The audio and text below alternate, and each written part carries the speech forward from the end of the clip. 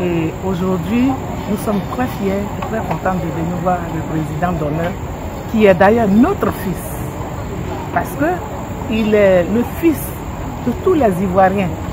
Donc, si le RACI aujourd'hui s'est transformé en parti politique, il est de notre devoir de venir lui dire de vive voix, voilà ce que le RACI est devenu, pour qu'ensemble, nous nous mettons la main dans la main pour pouvoir avancer.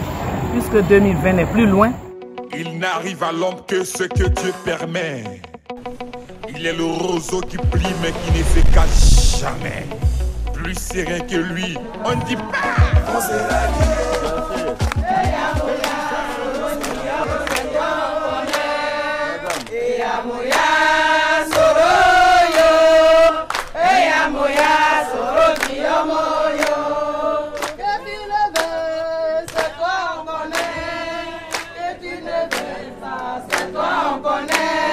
Le RACI a une philosophie à laquelle j'adhère depuis longtemps, c'est-à-dire la social-démocrate.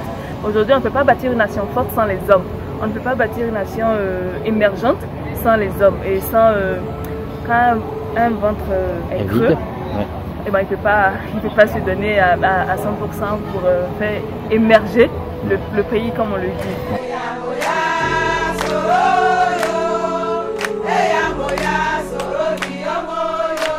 Notre présence à vos côtés aujourd'hui se justifie par le fait qu'elles veulent, ou les femmes du RACI veulent vous traduire leur soutien indéfectible relativement aux événements que vous avez subis ces derniers temps.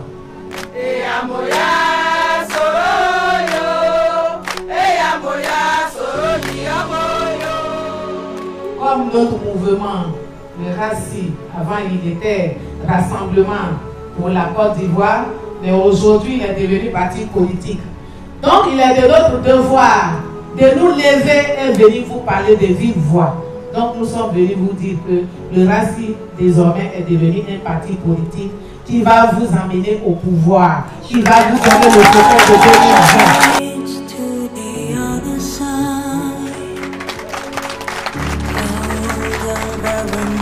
2020. Conviction qu'on n'achète pas avec un sac de riz, qu'on n'achète pas avec de l'argent.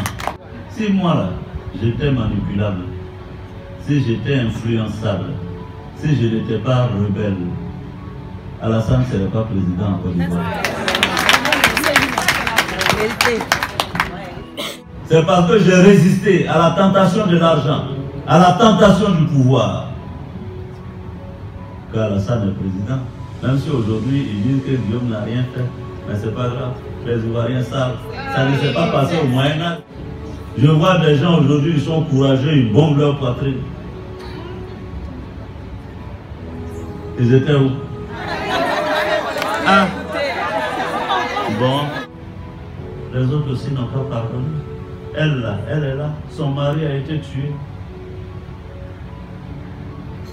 Et pourtant elle est raciste. Elle est dans le processus de réconciliation. Il y a eu des morts, aussi bien à gauche, à droite. Donc qu'est-ce qu'on fait? On continue de s'entretuer, ou bien on fait la paix, et puis on s'assoit, on dit bon, on va pleurer nos morts ensemble, parce qu'un mort est un mort. Il n'y a pas de sous-homme. Un mort est un mort. Toi, tu n'aimes pas plus ton mort que moi, je n'aime le mien. On m'a dit, est-ce que je regrette d'avoir connu Ouattara? J'ai dit non, je ne regrette pas. Parce que toute expérience mérite d'être vécue. Ils vont dire que Dieu m'a dit qu'il ne regrette pas la guerre, il ne regrette pas la rébellion. C'est faux, il ment. Ce que je dis aujourd'hui, c'est que il faut qu'on s'engage dans le pardon. Parce que chacun a commis une faute. Personne n'est exempt de péché. Nous tous, nous avons péché. Mais il faut avoir aussi du courage pour reconnaître qu'on a péché. La femme de Kamala H est quand même dans le RACI. Ou bien son mari a été exécuté, son corps a été là. Donc le RACI peut dire, bon, nous on ne va plus à la réconciliation, on a tué. Elle-même, présidente des femmes, son mari a été exécuté. Il est temps maintenant qu'on se mette ensemble pour la réconciliation, pour penser à nos enfants, à l'avenir de nos enfants.